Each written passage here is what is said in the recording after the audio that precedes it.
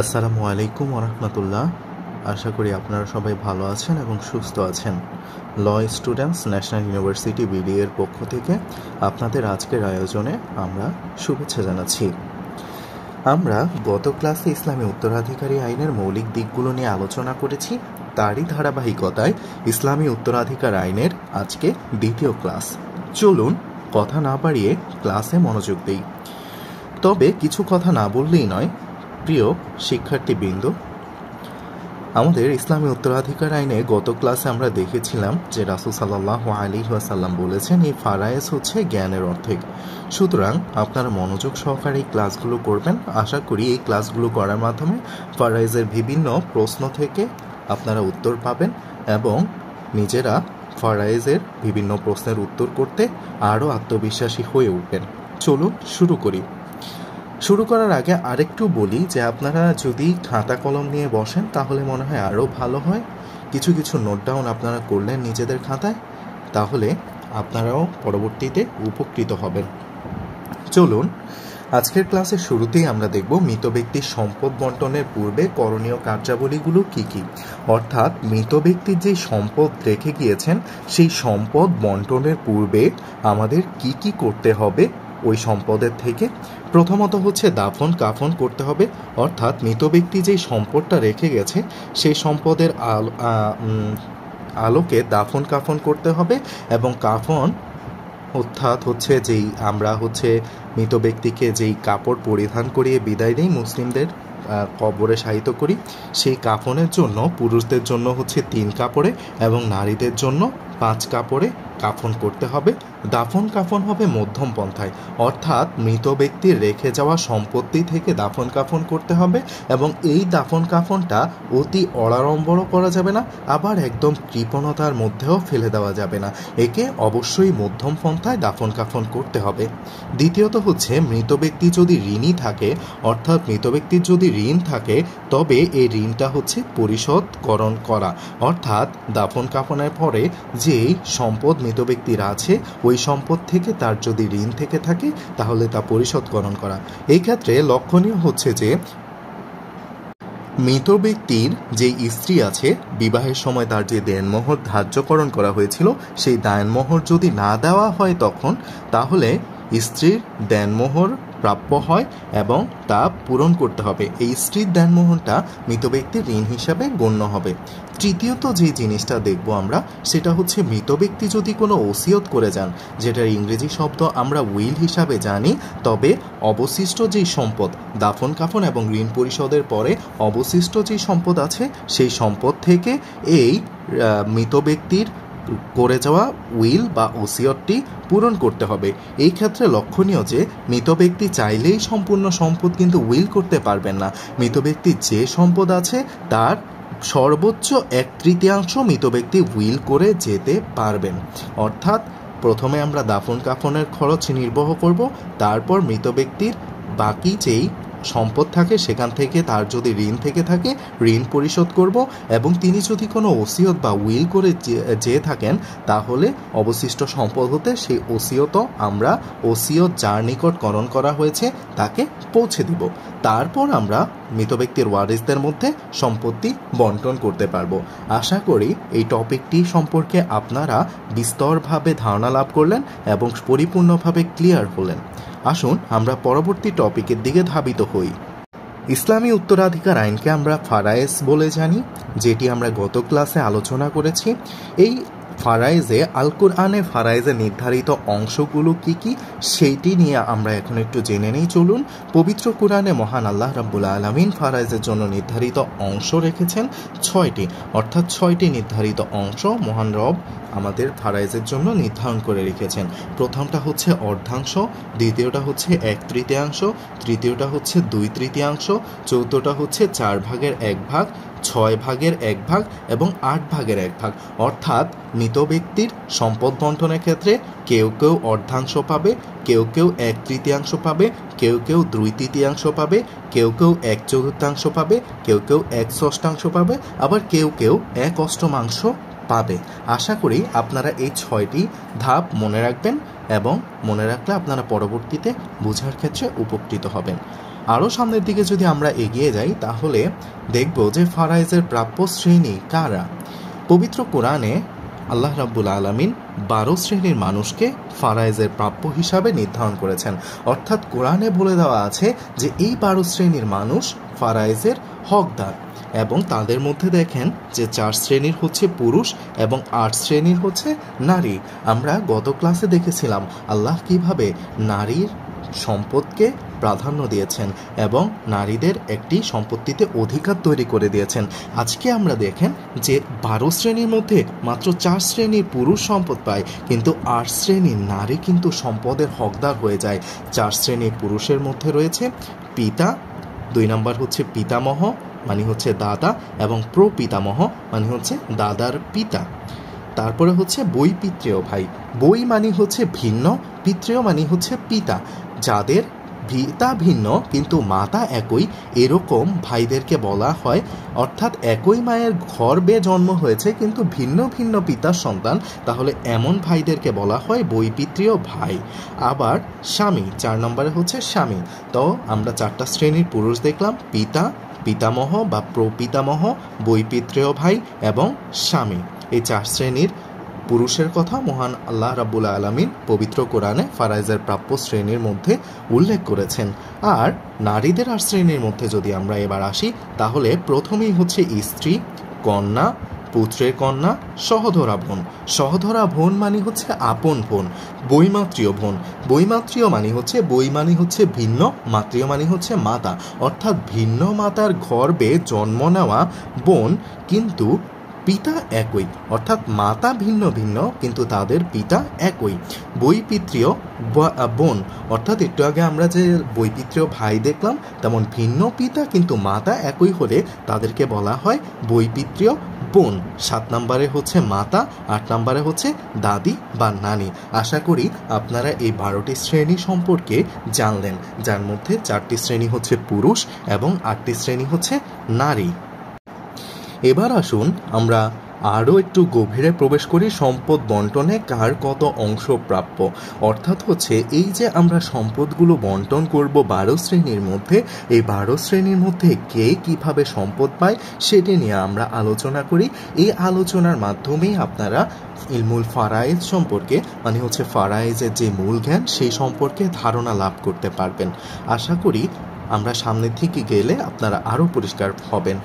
পুরুষ উত্তরাধিকারীদের মধ্যে প্রথম উত্তরাধিকারী হচ্ছেন আমার মৃত ব্যক্তির পিতা, অর্থাৎ মৃত ব্যক্তির পিতা হচ্ছে প্রথম উত্তরাধিকারী হচ্ছে মৃত ব্যক্তির পিতা। পিতা 3 অবস্থায়, পিতা হচ্ছে 3 অবস্থায় হচ্ছে তার মৃত সন্তানের থেকে ওয়ারিশ সত্ত্ব লাভ করে। অর্থাৎ আমরা যখন ফারায়েজ জানব পিতা কিভাবে সম্পত্তি লাভ করে, তখন আমরা দেখব যে পিতা হচ্ছে 3টি ভাবে সম্পত্তি লাভ করে তার মৃত পুত্রের সম্পত্তি থেকে। এখানে একটু বলে নেই যে পিতা আর দাদার অবস্থা কিন্তু এই 3টি অবস্থা একই, অর্থাৎ পিতার জায়গায় যদি আমরা দাদা বসিয়ে দিই, পিতা যদি অনুপস্থিত থাকে তাহলে দাদার অবস্থা হয়ে যাবে। আমরা চলুন আগে পিতার অবস্থাগুলো দেখে নিই, প্রথম 3টি অবস্থা, তাহলে আমরা আরও ক্লিয়ার হয়ে যাব।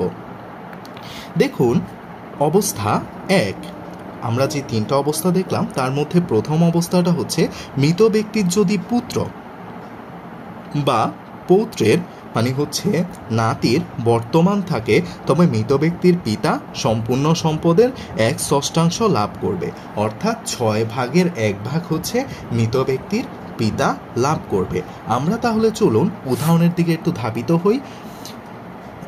লক্ষ্য করুন যে ধরেন যে মৃত একজন ব্যক্তি যাকে আমরা নামকরণ করলাম ক, তার ধরেন যে 6% জমি আছে। এখন এই সম্পদটি সে রেখে গিয়েছে একজন পুত্র আর হচ্ছে পিতা, মানে হচ্ছে পুত্রের বর্তমানে তার পিতাও আছে পুত্রও আছে। এখন দেখেন পিতা 1/6 লাভ করবে, অর্থাৎ হচ্ছে 6 এর 1/6, তাহলে 6 কাটা গেলে পিতা পায় হচ্ছে 1 অংশ আর পুত্র পায় অবশিষ্ট ভোগী, মানে বাকি যা আছে সব অবশিষ্ট ভোগী। এই অবশিষ্ট ভোগীর অন্য একটা নাম হচ্ছে আসাবা, আপনারা মনে রাখবেন অবশিষ্ট ভোগের আরবি শব্দটার নাম হচ্ছে আসাবা। তাহলে পুত্র এক বাদ দিলে বাকি যে 5 অংশ আছে সেটা পুত্র পায়।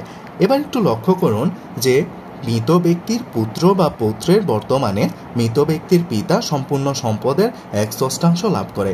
আমরা ধরে নিয়েছি মৃত ব্যক্তিটি হচ্ছে ক, তার হচ্ছে 6% জায়গা আছে।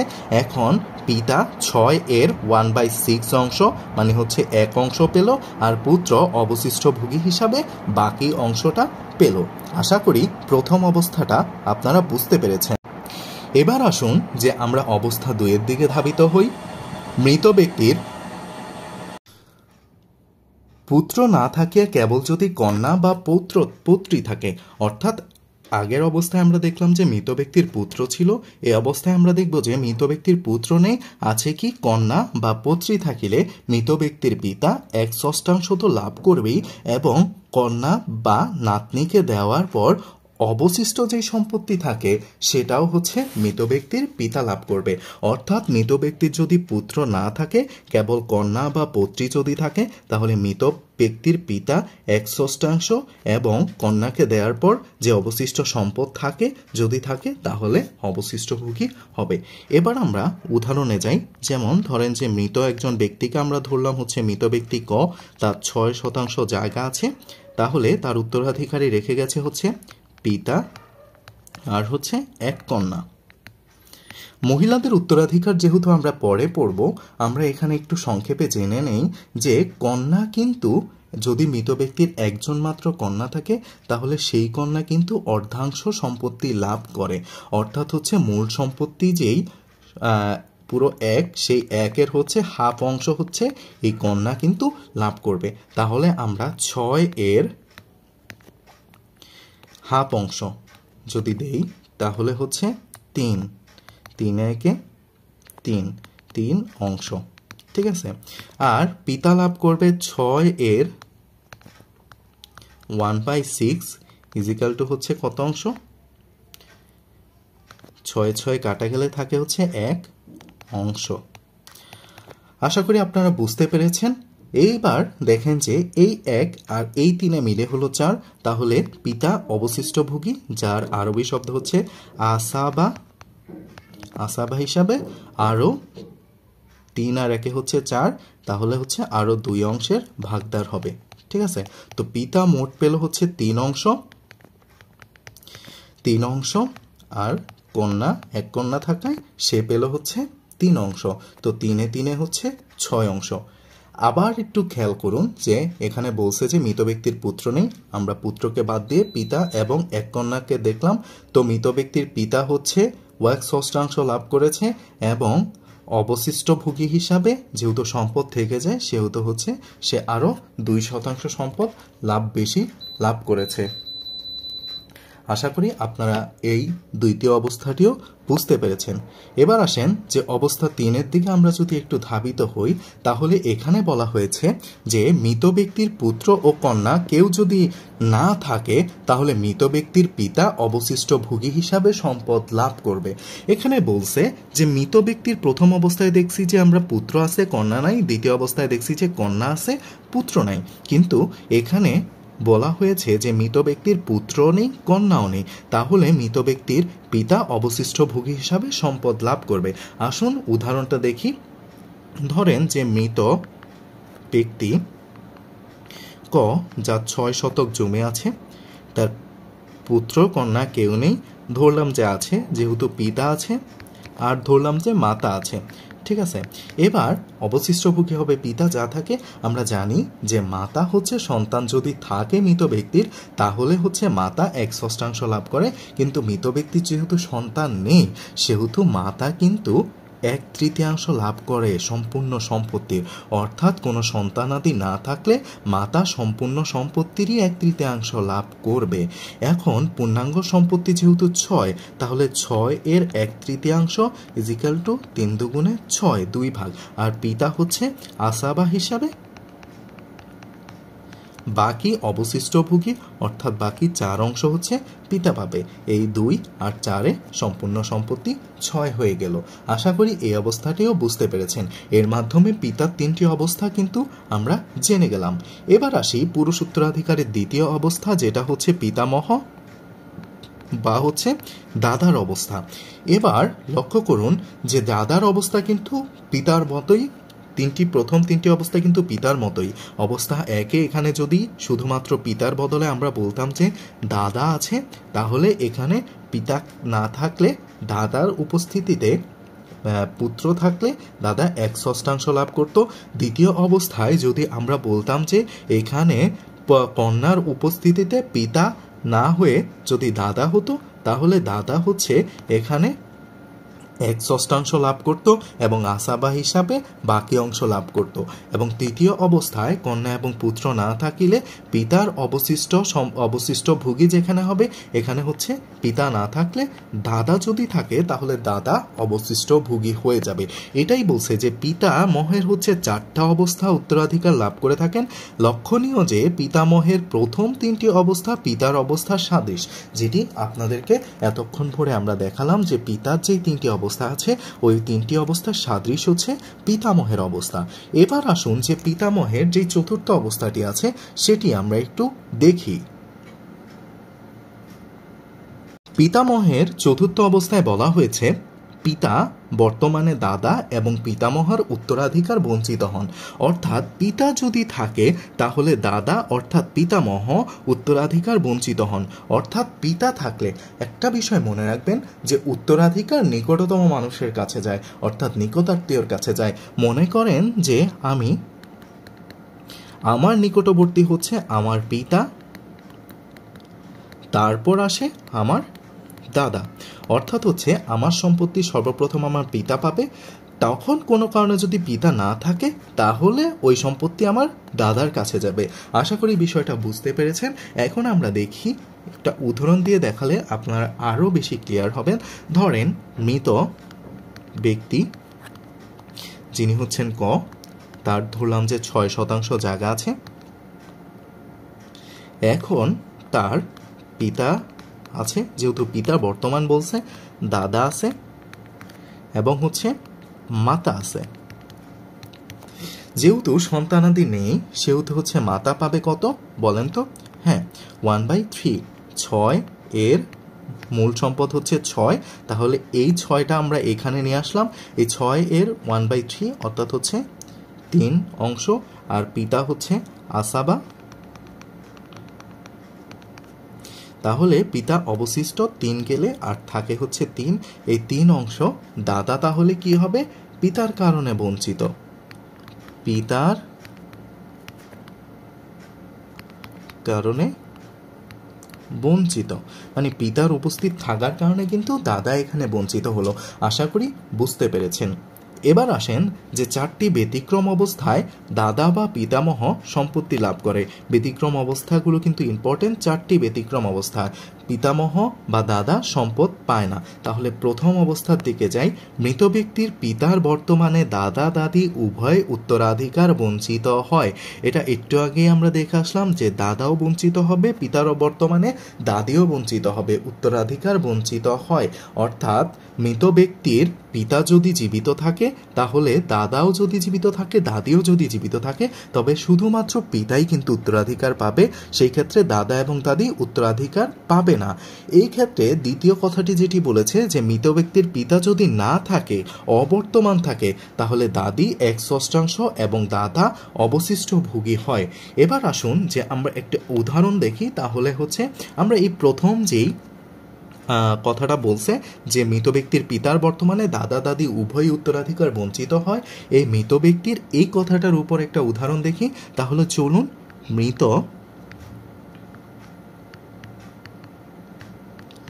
রহিম ধরলাম যে একজন মানুষ, তার 6% জায়গা আছে, সে পিতা আছে,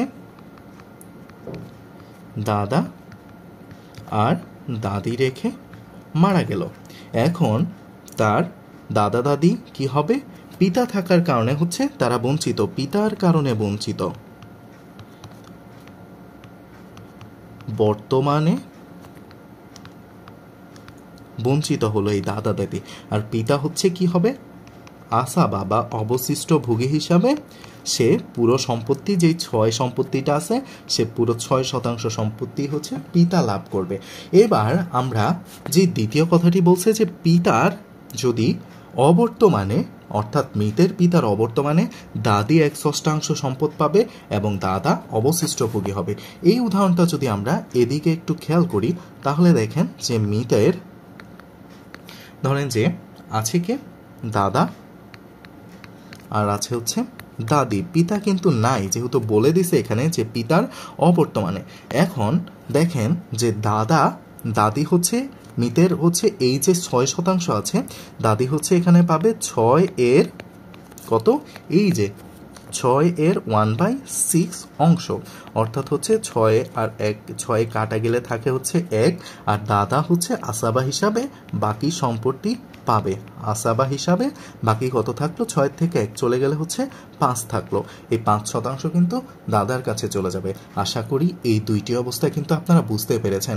একটা হচ্ছে পিতার বর্তমানে দাদা দাদি বঞ্চিত হয়, আর পিতার অবর্তমানে দাদি পায় 1/6 সম্পদ এবং দাদা কিন্তু অবশিষ্ট ভোগী হিসাবে সম্পদ পায়। এবার আসেন যে ব্যতিক্রম অবস্থা 2 দিকে একটু নজর দিই আমরা। দেখেন যে যদি মৃত ব্যক্তির মাতা রেখে মারা যায়, পিতা, স্বামী বা স্ত্রী রেখে মারা যান, তবে স্বামী বা স্ত্রীকে তাদের প্রাপ্য অংশ দেওয়ার পর অবশিষ্ট সম্পদের 1/3 হচ্ছে মাতা পাবে। ঠিক আছে, আমরা এতক্ষণ দেখছিলাম যে মাতা হচ্ছে সম্পূর্ণ সম্পত্তির 1/3 পেয়েছে কখন, যখন সন্তানাদি না থাকে এবং স্বামী বা স্ত্রী না থাকে, তখন হচ্ছে মাতা কিন্তু সম্পূর্ণ সম্পত্তির 1/3 পেয়ে গেছিল। কিন্তু এখানে আমরা দেখলাম যে স্বামী বা স্ত্রী যদি থাকে মৃত ব্যক্তির, তাহলে হচ্ছে মাতা, পিতা বা স্বামী, আমরা একটু উদাহরণের মাধ্যমে দেখি তাহলে হচ্ছে আরও একটু ক্লিয়ার হব আমরা। যেমন 1/3 পাবে হচ্ছে মাতা, যেমন হচ্ছে আমরা দেখি যে ধরেন যে মৃত একজন ব্যক্তি আছে যার হচ্ছে ক, যে হচ্ছে ধরেন যে এখানে 12% নিয়েই করলাম আমরা, যে 12% তার সম্পদ আছে। সে কাকে কাকে রেখে মারা গেল, পিতাকে রেখে মারা গেছে, মাতাকে রেখে মারা গেছে, আর হচ্ছে প্রথমে ধরলাম হচ্ছে আমরা স্ত্রীকে রেখে মারা গেছে। স্বামী বা স্ত্রী যেহেতু বললো, ভালো ধরলাম যে স্বামী মারা গেছে, স্ত্রী আছে। তো এখানে দেখেন যে কি হলো, মাতা হচ্ছে প্রথমে হচ্ছে স্ত্রীকে দিতে হবে। আমরা জানি পরবর্তীতে দেখব যদি সন্তান থাকে, সন্তান থাকলে স্ত্রী পায় 1/8, আর হচ্ছে সন্তান যদি না থাকে তাহলে স্ত্রী পায় 1/4। যেহেতু এখানে সন্তান নেই সেহেতু স্ত্রী কত পাবে বলেন তো? হ্যাঁ, ঠিক ধরেছেন, 1/4 পাবে। কত এর? মূল সম্পত্তিটা যেহেতু 12 হয়েছে, 12 এর 4/1, অর্থাৎ হচ্ছে 3, 4 আর 12, অর্থাৎ হচ্ছে স্ত্রী পেল 3 অংশ। এবার মাতা পাবে কি? মাতা বলছে দেখেন যে অবশিষ্ট সম্পত্তির, এই অবশিষ্ট কথাটা বলার কারণে 12 বিয়োগ এই যে 3 আমরা দিয়ে দিয়েছি, এই 3 থাকে হচ্ছে কত, 9। এই অবশিষ্ট সম্পত্তির 1/3, 9 এর 1/3 ইকুয়াল টু হচ্ছে 3 3 হচ্ছে 9। ঠিক আছে, বুঝতে পেরেছেন আপনারা? 3 3 থাকে হচ্ছে 6, তাহলে পিতা হচ্ছে আসাবা হিসাবে বাকি সম্পত্তি পাবে। আসাবা বা অবশিষ্ট ভোগী হিসাবে পিতা 3 3 6, আর 12-র মাঝে 6 গেলে থাকে হচ্ছে 6। আশা করি আপনারা এই ধারাটিও কিন্তু বুঝতে পেরেছেন। যদি মৃত ব্যক্তি মাতা, পিতা, স্বামী বা স্ত্রী রেখে মারা যান, তবে স্বামী বা স্ত্রীকে তাদের প্রাপ্য অংশ দেওয়ার পর অবশিষ্ট সম্পত্তির 1/3 হচ্ছে মাতা পাবে। এবার আসেন যে আমরা স্ত্রী দিয়ে একটা দেখলাম, এবার আসেন একটা স্বামী দিয়ে দেখি, তাহলে আপনারা আরেকটু ক্লিয়ার হবেন। দেখেন যে এখানে পিতা রেখে মারা গেছে, মাতা রেখে মারা গেছে, আর স্ত্রী হচ্ছে স্বামী রেখে মারা গেছে। তো এই মাতা পিতা কিন্তু স্ত্রীর মাতা পিতা, শ্বশুর শাশুড়ি না, স্ত্রী শ্বশুর শাশুড়ি না, এই মাতা পিতা হচ্ছে স্ত্রীর মাতা পিতা। ধরেন যে মৃত, ধরলাম যে রহিমা মারা গেছে, যার 12% জায়গা আছে। এখন সেখান থেকে স্বামীর ক্ষেত্রে আমরা একটু আগে দেখলাম যে স্ত্রীর ক্ষেত্রে হচ্ছে 1/8 আর 1/4। এখন যদি সন্তান থাকে তাহলে স্বামী পাবে হচ্ছে 1/4 অংশ, আর যদি সন্তান না থাকে তাহলে স্বামী পাবে হচ্ছে 1/8 অংশ। এটা কিন্তু আপনারা জেনে রাখলেন। এখন আমরা স্বামীর অবস্থায় আবারও এটা আলোচনা করব, স্ত্রী অবস্থায় আবারও এটা আলোচনা করব। যেহেতু এখানে সন্তানাদির কথা নেই, সন্তানের উল্লেখ নেই, সেহেতু স্বামী সরি, এখানে একটু ভুল হয়ে গেছে, একটু মিস্টেক করে ফেলেছি আমি, দুঃখিত। যে এইখানে হচ্ছে সন্তান যদি থাকে তাহলে হচ্ছে 1/4, আর যদি না থাকে তাহলে হচ্ছে 1/2। হ্যাঁ, এবার স্বামী পাবে 1/2 কত এর, 12 এর হচ্ছে 1/2, তাহলে হচ্ছে থাকে কত পেল, 6। ঠিক আছে, এবার মাতা পায় হচ্ছে 12 বিয়োগ 6, যেহেতু বলছে যে অবশিষ্ট সম্পদের 1/3, সুতরাং থাকে হচ্ছে 6, তাইলে 6 এর 1/3, তাইলে পায় হচ্ছে কত, 3 দুগুণে 6, অর্থাৎ হচ্ছে 2 পায়। ঠিক আছে, আর পিতা হচ্ছে 6 আর 2 8, পিতা পায় হচ্ছে বাকি 4, কি হিসাবে, আসাবা হিসাবে। আশা করি বুঝতে পেরেছেন। আমরা 2টি উদাহরণ দিয়ে বোঝানোর চেষ্টা করেছি। প্রথমটি ধরেন যে এখানে হচ্ছে মৃত রহিম ধরলাম, রহিম, কেননা হচ্ছে এখানে হচ্ছে পুরুষ মারা গেছে, স্ত্রী আছে, মাতা আছে আর পিতা আছে, তাহলে হচ্ছে স্ত্রীকে দেওয়ার পর মাতা অবশিষ্ট অংশ থেকে 1/3 পাবে এবং পিতা আসাবা হবে। একইভাবে মৃত রহিমা যখন মারা গেছে, তার স্বামী রেখে মারা গেছে, স্বামীকে দেওয়ার পর মাতা হচ্ছে অবশিষ্ট সম্পদের 1/3 অংশ লাভ করলো এবং পিতা আসাবা হলো। আশা করি আপনারা এই ধারাটি বুঝতে পেরেছেন। আসুন আমরা একটু সামনের দিকে অগ্রসর হই।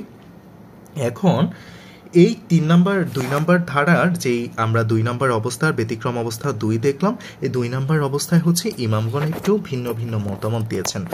বলেছেন যে যদি মৃত ব্যক্তি দাদা রেখে মারা যায়, মাতা রেখে মারা যায়, স্বামী বা স্ত্রী রেখে মারা যায়, তবে মাতা সম্পূর্ণ সম্পত্তিরই 1/3 পাবেন। এখানে কিন্তু পিতার বদলে দাদা আসছে দেখে মাথা বলা হয়েছে হানাফি মাযহাব মতে সম্পূর্ণ সম্পত্তির 1/3। এখানে একটু দেখাই আপনাদেরকে, যে ধরেন যে মৃত রহিম মারা গেল, আপনাদের কারো নাম রহিম হলে কিন্তু দয়া করে ক্ষমা করবেন, আমরা আসলে যে কোনো একটি নাম ধরেই আমরা করতে পারি, সেই জন্য করছি। মৃত রহিম মারা গেল, তার হচ্ছে দাদা আছে, মা আছে আর হচ্ছে স্ত্রী আছে। ঠিক আছে, তো আমরা প্রথমে কাকে দেব, স্ত্রীকে দেব। কত ধরলাম যে মৃত রহিমের সম্পত্তি হচ্ছে 12%, এবার স্ত্রীকে দেব 12 এর কত বলুন তো আপনারা, 1/4, কারণ সন্তানাদি না থাকলে 1/4 পাবে। এবার আসেন যে 3 4 12, অর্থাৎ হচ্ছে 3% হচ্ছে পেল। এতক্ষণ আমরা পিতা থাকার কারণে আমরা কিন্তু মাতাকে অবশিষ্ট সম্পত্তি থেকে দিতাম। দেখেন এখানে 12 থেকে 3 বিয়োগ করেছি, 12 থেকে 6 বিয়োগ করে অবশিষ্ট অংশ রেখেছি, কিন্তু এখন বলেছে যে সম্পূর্ণ সম্পদ থেকেই মাতা পাবে, অর্থাৎ 12 এর 1/3, 12 এর 1/3 হচ্ছে 3 4 12, অর্থাৎ মা পায় হচ্ছে 4%, আর হচ্ছে স্ত্রী পায় হচ্ছে 3%। এবার দেখেন যে 3 আর 4 যোগ করলে হচ্ছে 7 আর হচ্ছে 5 অবশিষ্ট থাকে। এই অবশিষ্ট ভোগী বা আসাবা হচ্ছে দাদা মালিক হবে। ঠিক আছে, এই অবশিষ্ট ভোগীর কারণে দাদা হচ্ছে অবশিষ্ট 5 অংশের মালিক হবে। এখানে লক্ষণীয় এটাই যে বলা হয়েছে যে দাদা থাকলে হচ্ছে মা সম্পূর্ণ সম্পত্তি থেকে 5%, মানে হচ্ছে সম্পূর্ণ সম্পত্তি থেকে 1/3 অংশ পাবে। এবার আসুন যে ইমাম আবু ইউসুফ কিন্তু একটা ভিন্ন মত দিয়েছেন।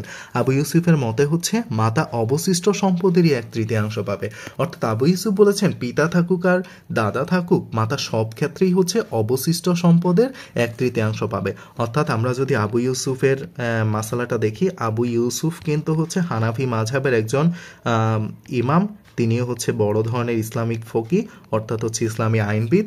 এবার আবু ইউসুফের মাসালার দিকে যদি আমরা যাই, তাহলে ধরেন যে মৃত ব্যক্তিকে রহিম মারা গেল, তার হচ্ছে 12% জায়গা আছে, এবার হচ্ছে দাদা আছে, মা আছে আর হচ্ছে স্ত্রী আছে। এবার স্ত্রীকে আমরা দিব কত, 12 এর, যেহেতু সন্তানাদি নাই, 4/1, অর্থাৎ হচ্ছে 3%, 3 4 12, মা পাবে অবশিষ্ট, ইমাম আবু ইউসুফের মতো কিন্তু হচ্ছে মা পাবে অবশিষ্ট সম্পত্তির 1/3, অর্থাৎ অবশিষ্ট করতে গেলে এই 12 থেকে যেই 3 দিয়ে দিয়েছি স্ত্রীকে, সেই 3 বাদ দিয়ে থাকলো হচ্ছে 9, এই 9 এর 1/3, 1/3 ইজিক্যাল টু হচ্ছে 3 3 9। আর দাদা হচ্ছে আসাবা হবে, আসাবা, সম্পূর্ণ সম্পত্তিটা হচ্ছে 12, স্ত্রী পেল হচ্ছে 3, মা পেল হচ্ছে 3, তাহলে থাকে কত 3 3 6, আর আসাবা হিসাবে দাদা পেল হচ্ছে 6 শতক। ঠিক আছে, আশা করি আপনারা এই মাসালাটি বুঝতে পেরেছেন। এবার আসেন আমরা ব্যতিক্রমী মাসালা যেগুলো আছে সেটির 3 নং মাসালায় আমরা প্রবেশ করি। লক্ষ্য করুন যে ব্যতিক্রমী মাসালা 3-এর প্রথমে বলছে যে ইমাম আবু হানিফা রহমতুল্লাহি আলাই, ইনি হানাফি মাযহাবের প্রধান ফকি, এর মতে পিতা বা দাদার বর্তমানে সকল ভাই বোন বাদ পড়ে যায়, অর্থাৎ দাদা থাকলেও ভাই বোন বাদ পড়ে যাবে এবং পিতা থাকলেও ভাই বোন বাদ পড়ে যাবে। ধরেন যে মৃত রহিম মারা গেল, তিনি হচ্ছে পিতা রেখে মারা গেছেন, আর হচ্ছে তার ভাই আছে 2 জন, বোন আছে 1 জন, 1 বোন। তাহলে সে যেহেতু পিতা এখনো জীবিত আছে, পিতা জীবিত থাকা অবস্থায় ভাই বোন সম্পত্তির মালিক হয় না, তাহলে আমরা এখানে একটু লিখে দিই পিতার বর্তমানে বঞ্চিত। ঠিক আছে, এখানে যদি দাদা থাকতো তাহলে একই অবস্থা হতো যে পিতা বা দাদার বর্তমানে হচ্ছে ভাই বোন বাদ পড়ে যায়, অর্থাৎ হচ্ছে বঞ্চিত হয়, তাহলে পিতা হচ্ছে আসাবা হিসাবে সকল সম্পদের একক মালিক পিতা থাকবে। এই পিতা যখন মারা যাবে তখন ভাই বোন যারা জীবিত থাকবে তাদের মধ্য থেকে এই সম্পত্তি তাদের কাছে চলে যাবে। ঠিক আছে, অন্য সকল ইমামদের মতে ভাই বোন বঞ্চিত নয়, বরং অবশিষ্ট ভোগী হয়, এক্ষেত্রে দাদা 1/6 লাভ করে। অন্যরা বলছে যে না, ভাই বোন পিতা থাকলে ভাই বোন বঞ্চিত, ঠিক আছে, কিন্তু দাদার বর্তমানে ভাই বোনরা বঞ্চিত হবে না, এই ক্ষেত্রে দাদা 1/6 লাভ করবে, আর ভাই বোন তারা হচ্ছে কত অংশ লাভ করবে, তারা হচ্ছে অবশিষ্ট ভোগী হিসাবে সম্পত্তিটা লাভ করবে। ঠিক আছে, এই যে অবশিষ্ট ভোগী হিসাবে সম্পত্তি লাভ করবে, এই দ্বিতীয়, এটা ধরলাম যে 1, আর এটা যদি 2 ধরি তাহলে 1 নম্বরটা আমরা দেখলাম। এবার আসেন যে আমরা 2 নম্বর উদাহরণটার দিকে একটু যদি খেয়াল করি, তাহলে দেখেন যে মৃত রহিম মারা গেল, তার হচ্ছে দাদা আছে, আর হচ্ছে ভাই আছে, 1 ভাই 2 বোন আছে। এবার আমরা যদি হিসেব করি যে মৃত রহিমের ধরেন যে 6% জায়গা আছে, তাহলে দাদা পায় হচ্ছে 6 এর 1/6 অংশ, যেহেতু বলছে যে দাদা 1/6 লাভ করবে, 1/6 অংশ মানে হচ্ছে 1 অংশ, আর ভাই বোন হচ্ছে 6/5 অংশ হচ্ছে এখানে অবশিষ্ট ভোগী হিসাবে 6 এর 5 অংশ আসাবা হিসাবে লাভ করবে। ঠিক আছে, অবয়ে। তো এখানে যদি দেখি তাহলে ভাই লাভ করবে হচ্ছে বোনের দ্বিগুণ। এগুলো আমরা অঙ্ক করার ক্ষেত্রে তখন আমরা আপনাদেরকে আরও বিস্তারিত দেখাবো। এখন আপাতত শুধুমাত্র সূত্র মনে রাখার জন্য মনে রাখেন যে দাদার উপস্থিতিতে ইমাম আবু হানিফা বলছে পিতা বা দাদা যে কোনো একজনের বর্তমানে হচ্ছে ভাই বোন বঞ্চিত হয়ে যায়, তবে অন্যান্য সকল ইমামগণ বলছে যে না, ভাই বোন দাদার উপস্থিতিতে ভাই বোন কি হয়, বঞ্চিত হয় না, বরং দাদা 1/6 পায় এবং ভাই বোন হচ্ছে অবশিষ্ট ভোগী হয়ে যায়। ঠিক আছে, এবার ব্যতিক্রমী চতুর্থ অবস্থা দেখেন, দাস প্রথার যেহেতু অবস্থাটা, সেহেতু আরব সমাজে কিন্তু তখন দাস প্রথার প্রচলন ছিল, বর্তমানে কিন্তু এই প্রচলনটা নেই, সেই জন্য আমরা হচ্ছে এই জিনিসটা আর পড়ার দরকার নেই। দাস প্রথা হচ্ছে বুঝে গেলেন আপনারা, দাস প্রথা তখন ছিল, এখন আর নেই সেহেতু এই মাসালাটা আমাদের জানার দরকার নেই আর। তো আমরা সামনের দিকে অগ্রসর হই। বৈপিত্রীয় ভাই বোনের অবস্থা। বৈপিত্রীয় মানে তো আপনারা জানেন যে একই মায়ের গর্ভে অথচ ভিন্ন পিতার ঔরসে, বই মানে হচ্ছে ভিন্ন, পিতৃয় মানে হচ্ছে পিতা, মানে হচ্ছে ভিন্ন পিতার ওরসে কিন্তু একই মায়ের গর্ভে যে সন্তানরা জন্মগ্রহণ করেছে তাদেরকে বলা হয় বৈপিত্রীয় ভাই বোন বলা হয়। এরা তিনটি অবস্থায় হচ্ছে সম্পত্তি লাভ করে। এরা কিন্তু ভাই বোন, লক্ষ্য করেন, মৃতের ভাই বোন, মৃতের কিন্তু মানে হচ্ছে ভাই বোন, ঠিক আছে, লক্ষ্য করেন যে মৃতের ভাই বোন, বৈপিত্রীয় ভাই বোন মানে হচ্ছে অন্য পিতা, পিতা ভিন্ন কিন্তু মাতা এক, এমন যদি ভাই বোন থাকে তাহলে তাদের অবস্থা কি? এই ভাই বোনদের প্রথম অবস্থার দিকে যদি আমরা তাকাই তাহলে আমরা দেখব যে অবস্থা একে দেখেন যে বৈপিত্রীয় ভাই বোন একজন হলে, অর্থাৎ একজন ভাই বোন আছে, সহধরা ভাই বোনের সহিত সম্পূর্ণ অংশের 1/6 পাবে। অর্থাৎ আপন ভাই বোন যারা আছে তাদের সাথে সহধরা ভাই বোনের 1/6 হচ্ছে তারা সম্পদ পাবে। যেমন এখানে আপনাদেরকে দেখাই, ধরেন যে মৃত একজন ব্যক্তি যে 6% সম্পদ রেখে মারা গেল, তার হচ্ছে সহধরা আছে, সহধরা আছে, আর হচ্ছে বৈপিত্রীয় একজন, ভাইও হতে পারে বোনও হতে পারে, ঠিক আছে, ভাই অথবা বোন, ঠিক আছে। তো এই সহধরা ভাই বোনের সাথে হচ্ছে বৈপিত্রীয় ভাই বোন একজন থাকলে এই এক ভাই বোন কত পাবে বলেন তো? 6/1/6, 6 কাটা থাকে হচ্ছে 1 অংশ, আর সহধর পাবে হচ্ছে আসাবা হিসাবে বাকি সম্পত্তি, সহধর ভাই বোন যারা থাকবে তারা পেয়ে যাবে আসাবা। তো 1 বাদ দিলে থাকে হচ্ছে 5। তো অবশিষ্ট ভোগী হিসাবে সহধররা হচ্ছে 5 অংশ পাবে। আশা করি আপনারা বুঝতে পেরেছেন।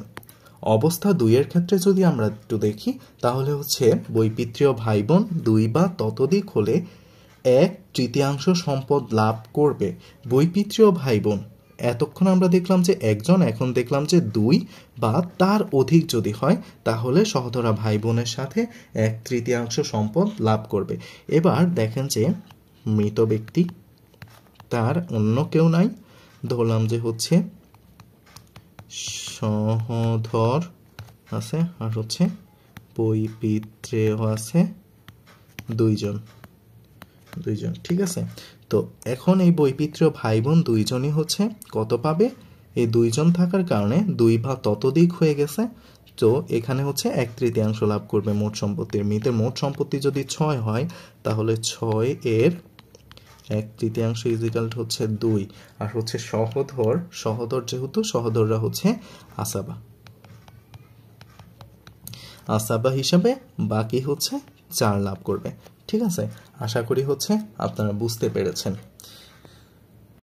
এবার আসুন যে আমরা যদি তৃতীয় অবস্থার দিকে যাই বৈপিত্রীয় ভাই বোনের, তাহলে এখানে দেখুন যে মৃত ব্যক্তির পুত্র বা পৌত্র বা পিতা তার উপস্থিতিতে, পিতার উপস্থিতিতে, এখানে হচ্ছে মৃত ব্যক্তির যদি পুত্র থাকে, এখানে পুত্র বানানটা ভুল এসেছে, পৌত্র থাকে এবং পিতার উপস্থিতিতে বৈপিত্রীয় ভাই থাকুক আর বোন থাকুক তারা হচ্ছে কি বঞ্চিত হয়ে যাবে, ঠিক আছে। তো এবার আসুন যে উদাহরণের মাধ্যমে আমরা একটু দেখি যে ধরেন যে কি বলছে, পুত্র, পিতা এবং বৈপিত্রীয় ভাই বোন, এখানে যদি যে কেউ যদি উপস্থিত থাকে, এখানে বললেন ধরেন যে মৃত একজন ব্যক্তি আছে, তার মোট সম্পত্তি আছে 6, তাহলে হচ্ছে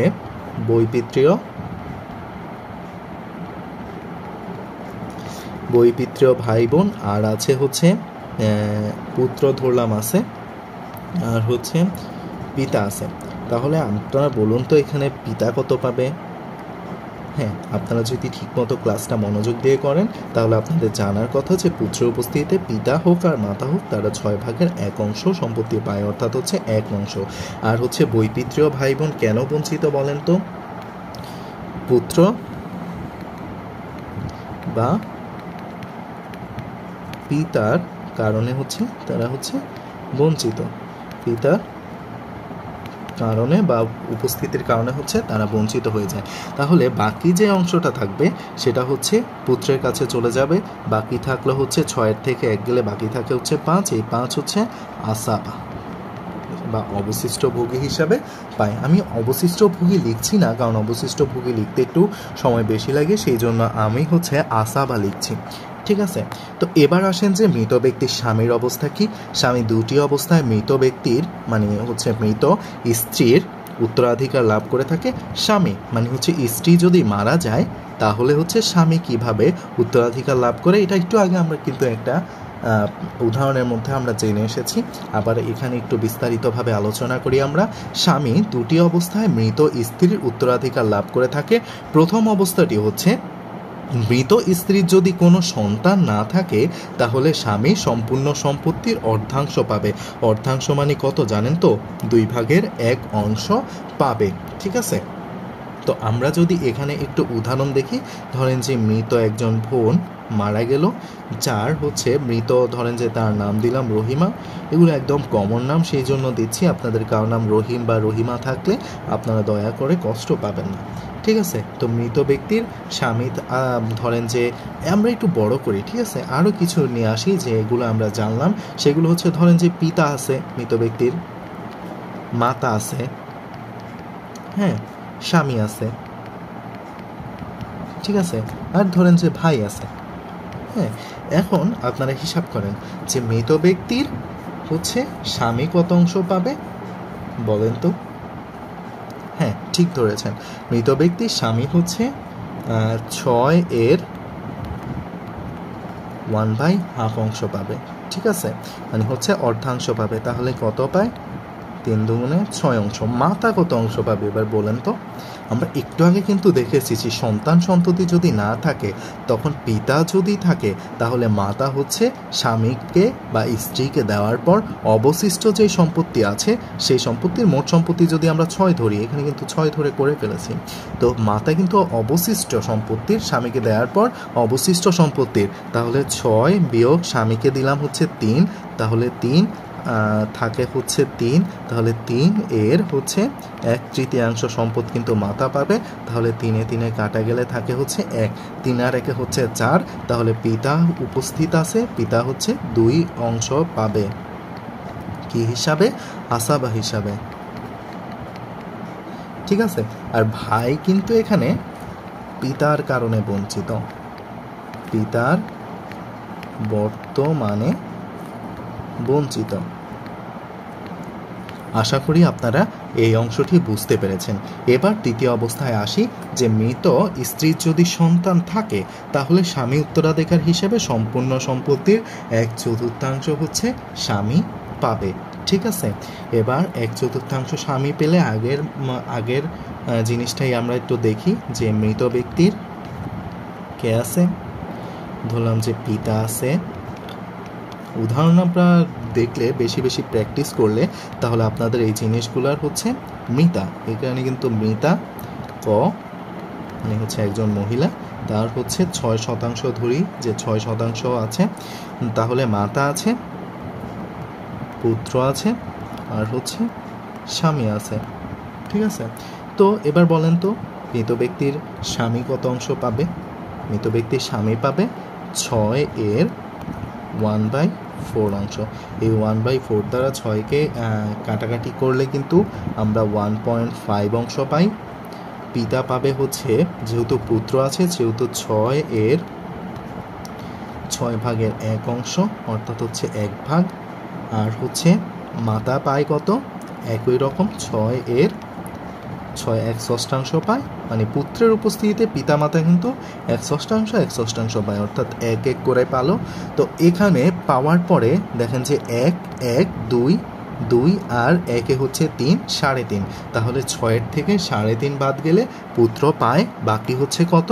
2.5, 2.5। ঠিক আছে, বুঝেন কিন্তু 6, এই 6 থেকে হচ্ছে আমরা বিয়োগ দিব পিতার 1, মাতার 1, আর হচ্ছে স্বামীর হচ্ছে 1.5। ঠিক আছে, তো এইখানে দেখেন যে 6 বিয়োগ হচ্ছে 3.5, তাহলে পায় থাকে কত? 2.5। ঠিক আছে, তো এইখানে আমরা পেলাম হচ্ছে 2.5 পেল হচ্ছে পুত্র কি হিসাবে পেল? আশা বা হচ্ছে অবশিষ্ট ভোগী হিসাবে পুত্র এখানে সম্পত্তিটা লাভ করলো। আশা করি আমরা আজকে যে আলোচনা করলাম, প্রথমে পিতার অবস্থা, হ্যাঁ, পিতার অবস্থা পড়লাম, তারপর হচ্ছে পিতার প্রথম অবস্থা, দ্বিতীয় অবস্থা, তৃতীয় অবস্থা।